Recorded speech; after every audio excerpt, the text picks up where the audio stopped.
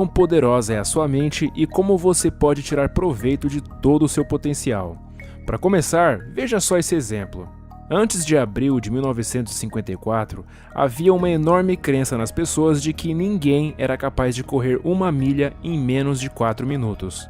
Inclusive, as pessoas já tentavam realizar essa façanha há muitos e muitos anos, mas sempre fracassavam. E isso só reforçava a crença de que era algo humanamente impossível de ser feito. As pessoas a chamavam de barreira dos 4 minutos. Mas no dia 6 de maio, em Oxford, um rapaz chamado Roger Bannister apareceu e correu 1 milha em 3 minutos e 59,4 segundos. Surpreendentemente, ele conseguiu quebrar essa barreira mesmo não sendo um atleta profissional e fazendo o mínimo de treinamento. Mas apesar disso, uma das coisas que o fez se sobressair foi o fato dele ter como parte do seu treinamento a visualização constante daquele objetivo, pois isso fazia criar um senso de certeza tanto em sua mente quanto em seu corpo. Então ele batia nessa tecla todos os dias. Só que agora vinha o mais interessante dessa história. Daquela época para cá, a tal da barreira dos 4 minutos já foi superada por mais de 1.400 atletas, incluindo alguns que ainda cursavam o ensino médio. Para se ter ideia, o recorde estabelecido pelo Roger Bannister só durou 46 dias, pois logo em seguida foi quebrado por outro corredor chamado John Landy, na Finlândia. E aí, o que aconteceu? Por que algo que era tido como impossível há pouco tempo atrás passou a se tornar possível e até corriqueiro? O que aconteceu foi que no momento em que o Roger ultrapassou aquela barreira, o mundo todo viu com seus próprios olhos que era possível. Logo, as pessoas passaram a entender que aquela crença anterior não passava disso, uma crença. Era a mente que produzia aquela limitação, não o corpo.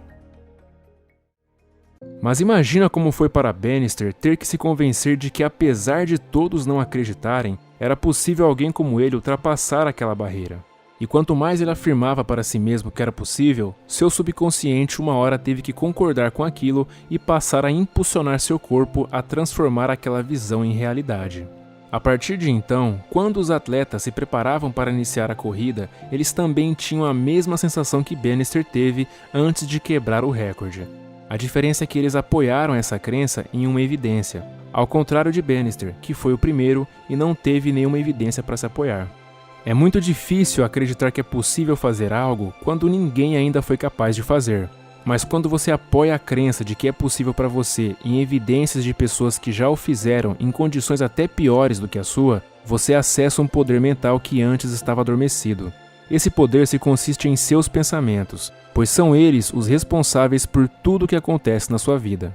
Os pensamentos mais predominantes da sua mente influenciam e controlam suas ações e reações. Alguns chamam de lei da atração, já a ciência chama de sistema ativador reticular, que é o sistema que ajuda o cérebro a decidir quais informações devem ser focadas e quais devem ser descartadas.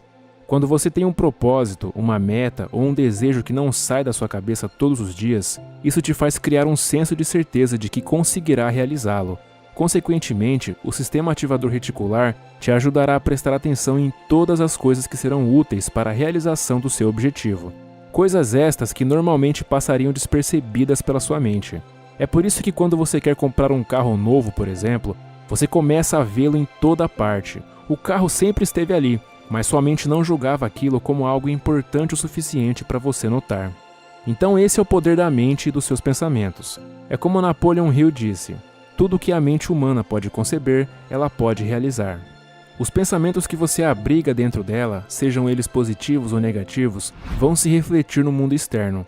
Significa que eles irão guiar o rumo da sua vida. Isso porque cada vez que você repete um padrão de pensamento, você está ensinando o seu subconsciente a repeti-lo no automático. Ou melhor, a fazer aquele padrão de pensamento se tornar um hábito. E como somos seres feitos de hábitos, você será guiado por eles, tanto para o fracasso quanto para o sucesso. Isso irá depender da qualidade do pensamento que você constantemente repetiu. Escolha focar seus pensamentos nas coisas certas, pois eles têm a capacidade de moldar o seu futuro. O pensamento é uma força, tão real quanto a eletricidade. Ele pode não ser percebido ao toque ou ao cheiro, mas é algo definitivamente real. Essa capacidade que temos de atrair e criar o que queremos para nossa vida pode ser chamada de vários nomes, como causa e efeito, lei da atração e lei da semeadura. Mas apesar de cada uma ter seus detalhes individuais, todas são de acordo com o fato de que você se torna aquilo em que pensa. Mas por favor, não ache que pensamentos sem atitudes vão trazer resultados para sua vida como uma espécie de magia negra. O pensamento é o motor de ignição, é onde tudo começa. Mas se você não suar a camisa, assim como Roger Bannister teve que suar para quebrar aquele recorde, é muito provável que sua vida continuará a mesma coisa. Mas lembre-se, você tem o poder de criar a vida que quiser, e agora você já sabe por onde começar.